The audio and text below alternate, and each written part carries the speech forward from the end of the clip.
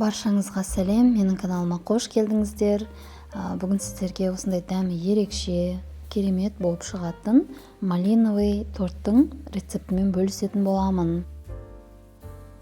Ең алдымен малиновый бисквитімізді дайындап аламыз. Ол үшін бізге ыдысымызға шекерді және де жұмыртқаны салып, екеуін жақсылап ағарғанша миксерлеп аламыз.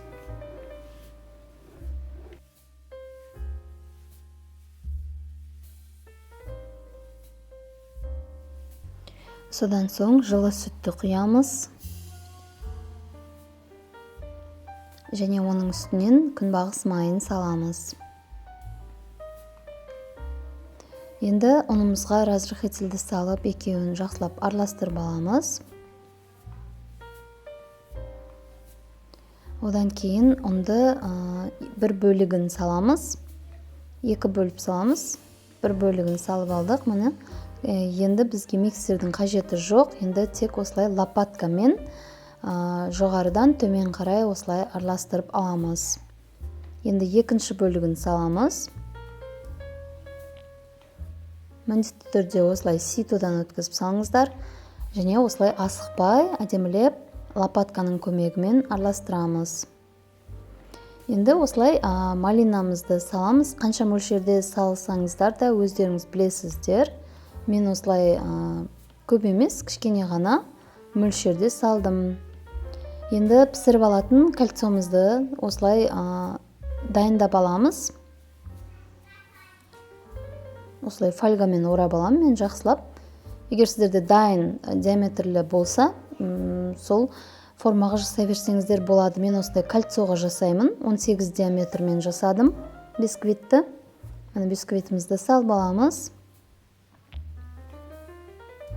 Енді оны 170-180 градусқа піскенше қоямыз. Пісуі өздеріңіздің пештеріңізге байланысты. 35-40-50 минутта піседі. Ол піскенше крем дайындаймыз. Кремге мен осындай малина қостым. Малинаны жақсылап осылай вилкамен езіп алдым. Блендермен езсеңіздер де болады. Оны қазірше бір шетке алып қоямыз.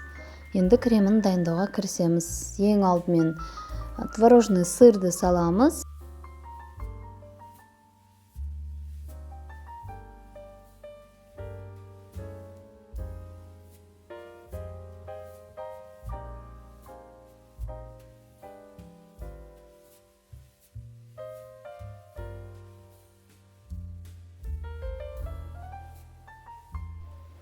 Оның үстінен сахарный пудра немесе шекер саласыздар. Мен шекер саламын торттың ішкі креміне. Енді осы екеуін біріккенше жақсылап миксерлеп аламыз.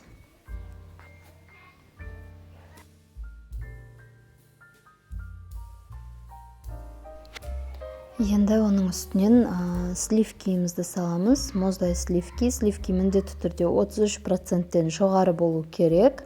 Және де холодильникте кемі 7-8 сағат тұрған болу қажет. Осыларды енді жақсылап қою крем шыққанша миксерлеп аламыз.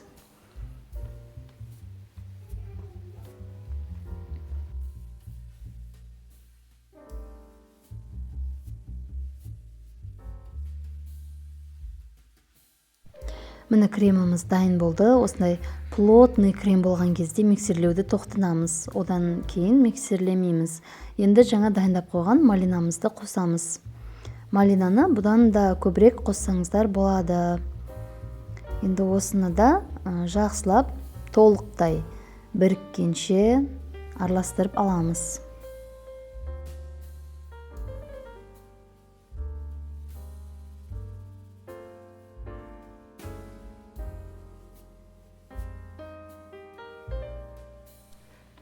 Біздің жаңағы бисквитіміз пісіп шықты, және бөлме температурасында суыды. Піскенін шпажка арқылы тексереміз. Шпажкамыз құрғақ болу қажет.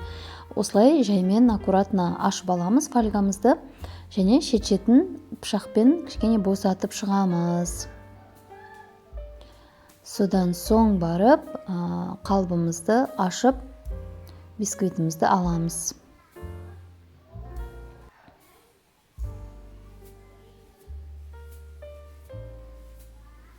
Біздің бисквит осылай болып шыққан.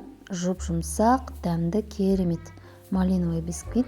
Енді мынау бет жағын алып тастадым, мен үстін биік болып тұрған жерін алып тастадым.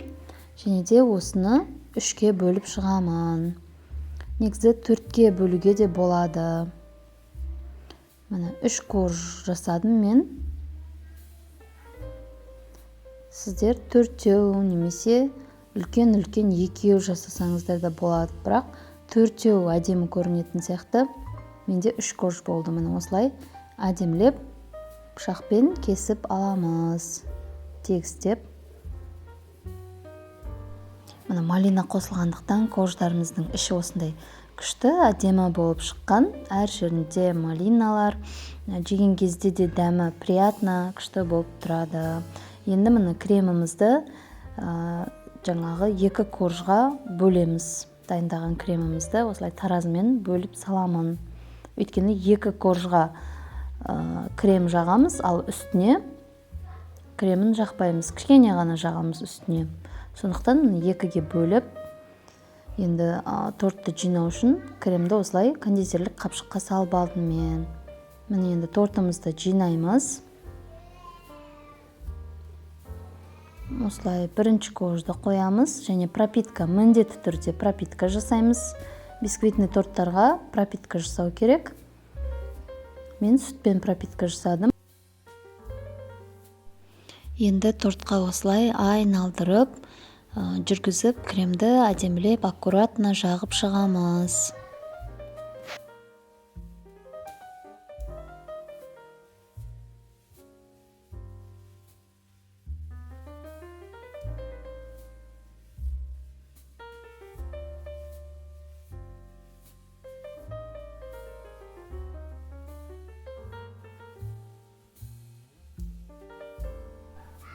Осылай беттерін, жандарын тегістеп шығамыз.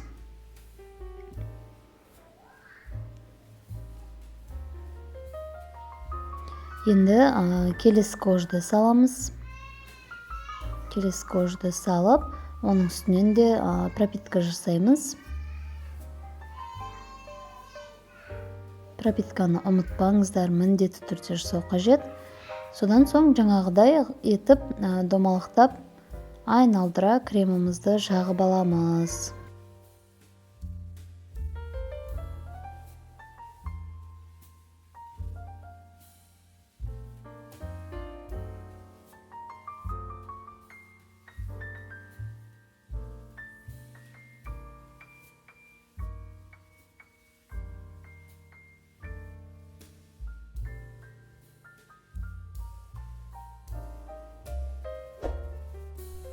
Менің парақшама тіркеліп, парақшама кіріп, тағы басқа да рецепттерді көрсеңіздер болады.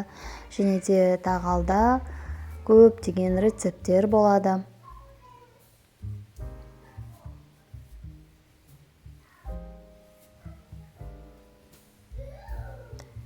Міне енді ең соңғы коржымызды қоямыз.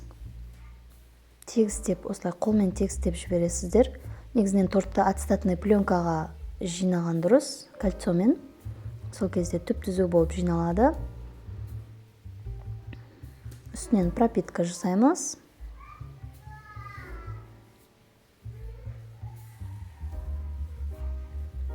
Және бетіне аз ғана кремімізді жағып аламыз.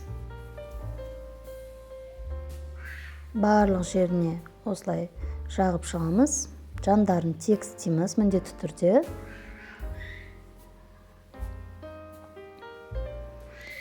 Енді тортымызды ацетатный пленкамен жауып қоямыз. Оның үстінен кольцомен жабамыз. Тортымыз түп-түзу болып, кремі сіңіп тұрады. Және бетінен мен осылай пищевой пленкамен жабам. Холодильниктегі иістер сіңіп қалмас үшін.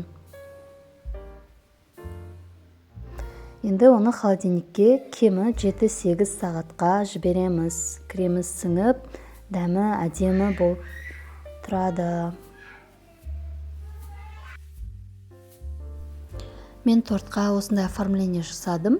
сіздер өз қалауларыңыз бойынша оформление жасасаңыздар болады, немесе оформление жасамай-ақ жесеңіздер де болады, үйге өзіңізге жасасаңыздар. Және бұны кесіп көреміз енді. Менің тортым 7-8 сағат холодильникте тұрды.